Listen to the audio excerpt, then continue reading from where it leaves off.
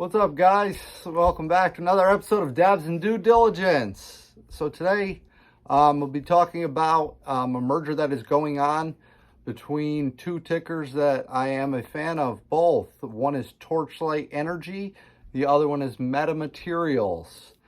Guys, this is not financial advice, but if you do like the things I'm talking about, please like the video and subscribe to the channel. Stick around to the end of this video because I will have the latest merger news that they have out there right now and some information about that special dividend payment that will be coming after this merger is finalized. So the first ticker is TRCH, Torchlight Energy. They're an oil and gas discovery company founded in October of 2007 in Plano, Texas. They're a small company. They are only listed on Robinhood as employing 4 people. Current information is that they employ 2 people. They own 147,000 acres on the Permian Basin in Texas, and they are currently in the process of being bought out by Canadian company and up-and-coming giant Metamaterials. Metamaterials, currently listed on the OTC ticker mmatf. They are acquiring Torchlight Energy in the idea of being listed on a United States exchange. They have a ticker that is reserved for them on the NASDAQ now. So this merger will be going through. It's not a question of that. It's already going to be going through. It'll be on the NASDAQ. And Metamaterials. Meta is Greek for beyond. And that is exactly what this company is. Their outlook, their technology is beyond.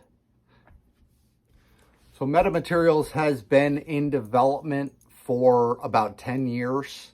And they have a list of people on their directors board, people that are running this company with an insane amount of patents. There's over 160 patents that have been granted to people in this company alone. This is a patent farm at the very least. They're a patent farm. But Metamaterials is creating materials with properties that are not found in nature. And check this out. An incoming wave around it without being scattered, so we don't see the object. When the light passes through water, it bends in one direction. Can we make an artificial medium that bends the wave the other direction? These are examples of exciting possibilities that new class of materials known as metamaterials can provide us. That's pretty cool, I think. Metamaterials has got their number one proprietary development is Nanoweb. Nanoweb is basically, it's developed on a computer. You tell the computer program what properties you want this material to have, and it generates the material out of other natural materials. There's a list of applications. It's insane, the list of applications. Biggest one that caught my eye off the bat was the medical applications. I am a type 1 diabetic. So there you have a GlucoWise device that is a non-invasive way to test your blood sugar without poking a finger or having anything attached to you for a long period of time, breaking your skin. There's a film that they have that can develop, that can check your sugar through just a clipping onto your finger without a poke. So that's cool. Other things, they have the ability to create materials that refract light in different ways. So eyeglasses, that's another one. Sensors for antennas and things like that can be invisible, transparent sensors. Film material that goes over LiDAR systems on cars, LiDAR sensors for autonomous driving, film that can just go over the windshield of the car that keeps it from freezing. So also films that they have that will actually attract cell 5G service into your house. These applications are incredible. And they have a hefty partner list as well. They have Samsung, Sony, Airbus, Lockheed Martin, Panasonic, Mazda, Boeing. It's incredible. And with their materials being able to harness solar power, they are on the green energy sector. They recently announced a partnership with Sage Geothermal Systems. Sage Geothermal is a group of old oil executive guys that have now gotten into the idea of harnessing geothermal energy for the future. That is the future of energy, so they think. So, I think this is probably where Torchlight comes in. Their ability to get things out of the ground and bring them to the surface in a reasonable fashion. Maybe hot water from the center of the earth that could fund and run a power plant, a geothermal power plant to create electricity. Could be a possibility, but I think this is a great group of people, more great minds to come to this company to work with George Palikaris and the rest of the crew at Metamaterials. I think it could be good. So, merger update, latest information yesterday. George Palikaris tweeted out that the SEC is backed up, and we all know that. I know that too. There's been a lot of SPACs, Q4 of 2020 and Q1 of 2021. There's been a lot of mergers, a lot of SPACs, a lot of business deals like these guys have going on that are going on right now as well. So I understand the backup.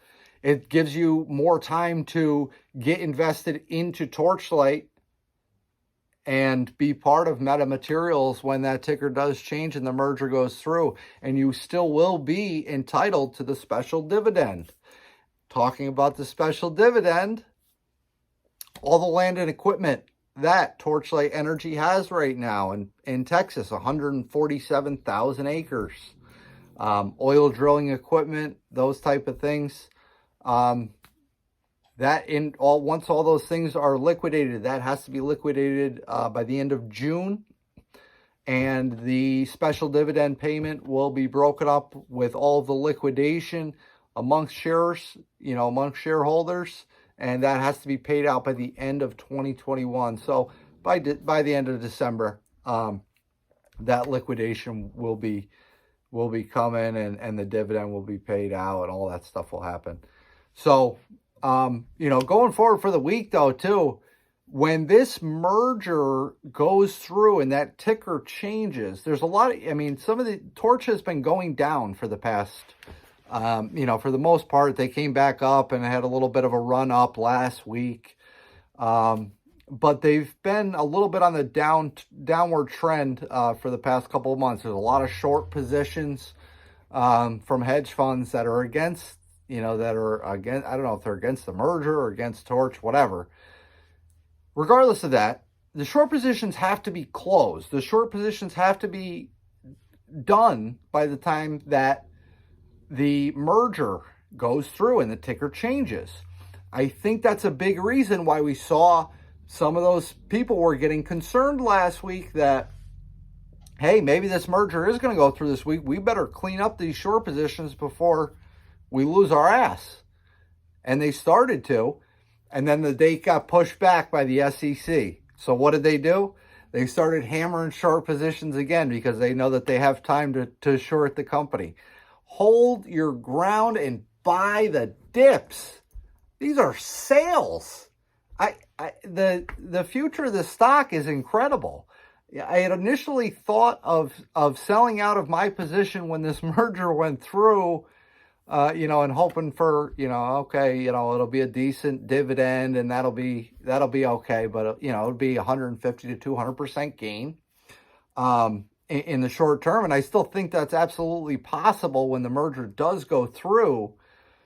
But I really think with the future of Metamaterials, when they can start to become profitable, with revenue, I think this company is going huge.